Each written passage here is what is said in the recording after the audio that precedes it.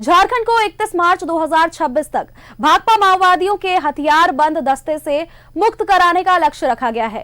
केंद्रीय गृह मंत्रालय ने ये डेडलाइन तय करते हुए पुलिस मुख्यालय को पत्र भेज दिया है। ये एजेंडा नेशनल सिक्योरिटी काउंसिल की बैठक में वर्ष 2024 में तय किया गया था और इधर गृह मंत्रालय का पत्र मिलने के बाद पुलिस मुख्यालय के नक्सल अभियान से जुड़े सीनियर अधिकारियों को राज्य के नक्सलवाद से मुक्त कराने की जवाबदेही सौंपी गई है। फिलहाल राज्य सरकार आपको बताए कि राज्य में सिर्फ 5 जिले गिरिडीह, गुमला, लातेहार, लोहरदगा और पश्चिमी सिंहभूम नक्सल प्रभावित रह गए हैं। देश के 5 राज्यों के 12 सबसे अधिक नक्सल प्रभावित जिलों की श्रेणी में झारखंड का सिर्फ पश्चिमी सिंहभूम जिला आता है। 4 जिले गिरिडीह, गुमला, लोहरदगा और लातेहार में नक्सली कमजोर हुए हैं। इन जिलों को डिस्ट्रिक्ट ऑफ कंसर्न की श्रेणी में रखा गया है। झारखंड पुलिस को हाल ही में खुफिया एजेंसियों से नक्सलियों की सक्रियता को लेकर एक रिपोर्ट भी मिली थी। रिपोर्ट के अनुसार नक्सलियों की मुख्य team polit bureau member mister Besra के नेतृत्व में काम कर रही थी। उनके साथ ही 40 से 45 नक्सली हैं। आपको बताया मिस्टर बेसरा के साथ सेंट्रल कमेटी के नक्सल अनल और असीम मंडल के अलावा Bihar Jharkhand special area committee member Sushant सहित कई अन्य नक्सली भी हैं। ये पश्चिमी सिंहभूम के बाबू डेरा में कैंप कर रहे हैं।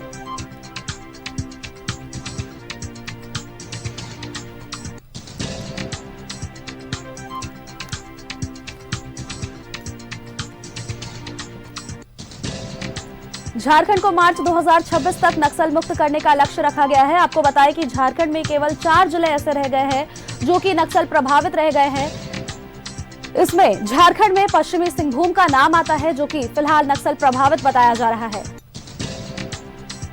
केंद्रीय गृह मंत्रालय ने यह डेडलाइन तय करते हुए मुख्यालय को रिपोर्ट भेजा है। ये बड़ी खबर हम आपको बता रहे हैं।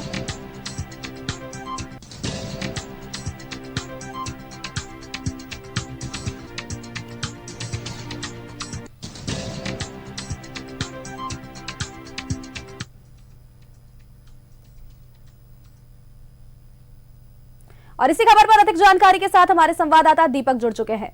दीपक का रुख करेंगे। दीपक, झारखंड की अगर बात करें तो देखिए अभी फिलहाल 5 जिले केवल ऐसे रह गए हैं, गिरिडीह, गुमला, लातेहार, लोहरदगा और पश्चिमी सिंहभूम, जो नक्सल प्रभावित रह गए हैं। और ऐसे में अब ये कहा गया है कि 2026 तक, मार्च तक पूरे झारखंड को नक्सल प्रभावित क्या हम कह सकते हैं कि झारखंड पुलिस को ये टास्क मिला है कि नक्सल मुक्त करना है झारखंड को।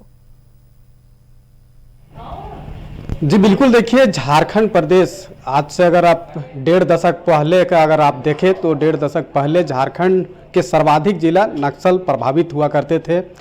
नक्सली घटनाएं आम तौर पे हर एक जगह देखने को मिलता था और आम तौर पे ये नक्सली घटनाएं होती थी। व्यवसायियों से, ठेकेदारों से, कॉन्ट्रैक्टरों से लेवी की मांग जो है वो की जाती थी। नहीं देने पर बड़ा अंजाम को दिया जाता था।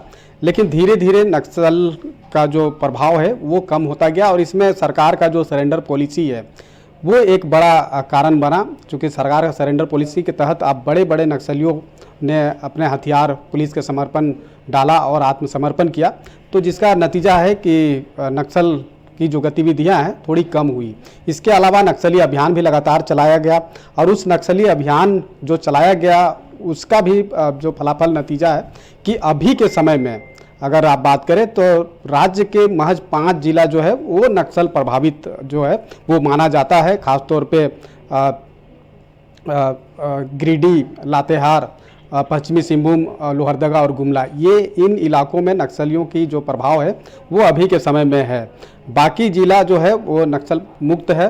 तो राज्य केंद्रीय गृह मंत्रालय ने डीजीपी को, राज्य के डीजीपी को पत्र लिखा है और एक डेडलाइन तय किया गया है कि 31 मार्च 2026 तक राज्य को नक्सल मुक्त बनाना है और इसी के तहत जो है वो काम किया जाएगा और लगातार जो है नक्सली अभियान जो है वो चलाया जाएगा और एक प्रयास भी होगा कि जो नक्सली अभी सक्रिय है वो कहीं ना कहीं अपने हथियार को पुलिस के समर्पण डाले, आत्मसमर्पण करे, जो राज्य सरकार की सरेंडर पॉलिसी है उसके तहत।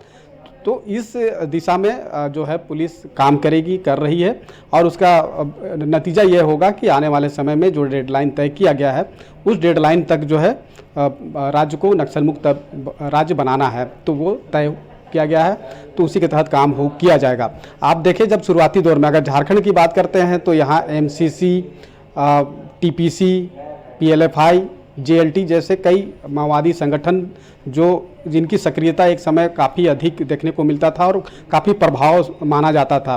आप अगर रांची से अगर जमशेदपुर जाना होता था अगर किसी VIP को, किसी विधायक को या किसी बड़े नेता को, तो उनको एस्कॉर्ट करके ले जाना पड़ता था। समझ सकते हैं कि उस दरमियान जो रांची और टाटा का जो सड़क है वहाँ पे किस तरह की व्यवस्था करनी पड़ती थी कि एस्कॉर्ट करते हुए बड़े नेता या विधायक को जो है वो यहाँ से जमशेदपुर या जमशेदपुर से रांची आना जाना के लिए दिया जाता था या ये किया जाता था। लेकिन धीरे धीरे जिस तरह से उस इलाके में नक्सलियों का प्रभाव कम हुआ, कुंदन पहान जो एक बड़े नक्सली थे, उन्होंने जब झारखंड पुलिस के आत्मसमर्पण किया, सरेंडर किया, उसके बाद उस इलाके में गतिविधियां कम हुई। उसके बाद दिनेश गोप जो PLFI के सुप्रीमो है उनकी गिरफ्तारी हुई, तो खूंटी के इलाके में उनकी सक्रियता कम हुई। PLFI का जो सक्रियता था देखने को मिलता था वो कम हुआ। तो धीरे धीरे इसी तरह का अभियान चला करके जो है वो नक्सल मुक्त अभियान का जो संकल्प है, जो प्रयास है, उसको कहीं ना कहीं साकार जो है वो किया गया। और अभी के हाल के दिनों में अगर आप देखें तो CPI माओवादी संगठन के पोलित ब्यूरो मिसिर बेसरा, इनका प्रभाव सबसे अधिक देखने को मिल रहा है और 1 करोड़ का इनामी भी है। तो इनके दस्ते को तोड़ने की हर संभव कोशिश की जा रही है और कोशिश भी किया जा रहा है कि जो सक्रिय नक्सली है वो सरकार के सरेंडर पॉलिसी के तहत वो अपने हथियार को डाले, और नहीं तो फिर जिस तरीके से जो अभियान चलाया जा रहा है नक्सली अभियान, उसमें फिर ढेर हो सकते हैं। और पिछले हमने देखा भी है कि कई नक्सली अभियान के दरमियान बड़े बड़े नक्सली भी ढेर हुए हैं। तो सरकार का जो 3-4 पॉलिसी है, पहला एक नक्सली अभियान जो लगातार चल रहा है, सरकार का सरेंडर पॉलिसी के तहत भी कोशिश की जाती है कि जो नक्सली सक्रिय है वो सीधे तौर पे झारखंड पुलिस के समक्ष जो है आत्मसमर्पण करे। तो इन्हीं सब प्रयास के तहत जो है ये डेडलाइन तय किया गया है और आने वाले 31 मार्च 2026 तक झारखंड को नक्सल मुक्त झारखंड राज्य बनाने का जो कोशिश है वो उस दिशा में पुलिस आगे काम करेगी। नक्सली की जो उत्पत्ति है और उनकी सक्रियता बढ़ी कैसे, तो आप देखें कि ग्रामीणों को या तो डरा धमका करके या कन्वेंस करके उनकी सक्रियता बढ़ी और उनका प्रचार प्रसार हुआ, और यही वजह है कि धीरे धीरे नक्सलियों का गतिविधियां काफ़ी आगे बढ़ी। लेकिन जब ग्रामीण भी जो है वो शिक्षित हुए, उनको भी लगा कि हथियार से नहीं बल्कि कलम से ही जो है वो न्याय और तकदीर को बदला जा सकता है। तो जब ग्रामीण कहीं ना कहीं जागरूक हुए, उसके बाद नक्सलियों की गतिविधियां धीरे धीरे कम हुई और इसका नतीजा है कि अभी के समय में 5 जिला जो है वो नक्सल प्रभावित रह गया है और इसको भी नक्सल मुक्त जिला बनाने की कोशिश जो है वो उस दिशा में काम की जा रही है। केंद्रीय गृह मंत्रालय ने राज्य के DGP को पत्र लिख करके ये डेडलाइन तय किया है।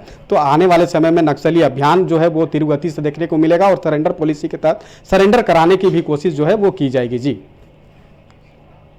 बताया कि रोड वगैरह में जैसे पहले नेताओं की रैली होती थी तो उस दौरान भी बहुत डर का माहौल रहता था क्योंकि इतने ज्यादा नक्सल प्रभावी इलाकों में खौफ रहता था। अब ऐसे में देखिए झारखंड में नक्सलों की थोड़ा प्रभाव कम हुआ है, ये तो देखने को भी मिल रहा है। और ऐसे में दीपक 5 जिलों को अगर छोड़ दे तो एक जिला जो कि पश्चिमी सिंहभूम कहा जा रहा है, उसमें फिलहाल नक्सल सबसे ज्यादा नक्सल प्रभावित जिला इसे बताया जा रहा है। जी बिल्कुल, देखिए पश्चिमी सिंहभूम चूँकि वो उस इलाके में जंगल है, तो ख़ासतौर पे जंगल या पहाड़ी इलाकों में नक्सलियों का प्रभाव सबसे अधिक होता है। उन्हें भागने में या पुलिस नक्सली अभियान जब चलता है, पुलिस के द्वारा मुठभेड़ होती है, तो उस दरमियान उन्हें भागने में सहूलियत होती है, तो वैसी जगहों पे इनकी सक्रियता सबसे अधिक होती है। लेकिन अब जब केंद्रीय गृह मंत्रालय ने एक डेडलाइन तय कर दिया और उसी के तहत जो है नक्सली अभियान चलेगा, तो चारों तरफ से घेराबंदी की जाएगी। पहला सरकार का कोशिश यही होता है कि सरेंडर पॉलिसी के तहत आप सरेंडर करें और मुख्य धारा में जो है वापस लौटें। अगर इस पर भी अगर नक्सली अगर वो प्रयास नहीं करते हैं, आगे नहीं आते हैं, तो फिर नक्सली अभियान जो है वो चलेगा और उस अभियान के तहत जो अभियान चलेगा और पुलिस नक्सली के बीच जब मुठभेड़ होगा तो उसमें जो नुकसान है वो नक्सलियों को होगा। और ऐसा पहले भी देखा गया है कि पुलिस नक्सली मुठभेड़ में कई बड़े बड़े नक्सली जो है वो ढेर हुए हैं। तो कहीं ना कहीं नक्सलियों का मनोबल को तोड़ने की हर संभव प्रयास जो है वो पुलिस करेगी और उसी दिशा में आगे बढ़ेगी, ताकि जो 31 मार्च 2026 का जो डेडलाइन है उस डेडलाइन तक झारखंड को नक्सल मुक्त राज्य जो है वो बनाया जा सके, और इसी के तहत ये जो काम है वो लगातार की जाएगी। सेंट्रल फोर्सेस के द्वारा जो सीआरपीएफ के जो जवान होते हैं वो लगातार नक्सली गतिविधियों पे नज़र बनाते हुए जो है खुफिया तंत्र का भी जो है उसका भी सहयोग मिलता है। तो इन्हीं सभी चीज़ों को लेकर के जो लगातार अभियान है वो चलेगा, और सरकार का जो 3-4 एक पॉलिसी है उसी पॉलिसी के तहत काम होती है। खासतौर पे जो सरेंडर पॉलिसी, ये एक बहुत बड़ा जो है इसका फलाफल नतीजा भी मिला है। ग्रामीण भी सतर्क हो गए हैं क्योंकि नक्सलवाद जो है सबसे ज्यादा ग्रामीण इलाकों में फैल रहा है, तो ऐसे में अब ग्रामीण भी सतर्क हो गए हैं इन सभी चीजों को लेकर के। अब जिस तरह से आपने बताया, उन्होंने भी अब कलम का सहारा ले लिया है इन नक्सलवाद वगैरह को छोड़ करके। चलिए, बहुत बहुत धन्यवाद आपका हमारे साथ जुड़ने के लिए और तमाम जानकारी हम तक पहुंचाने के लिए।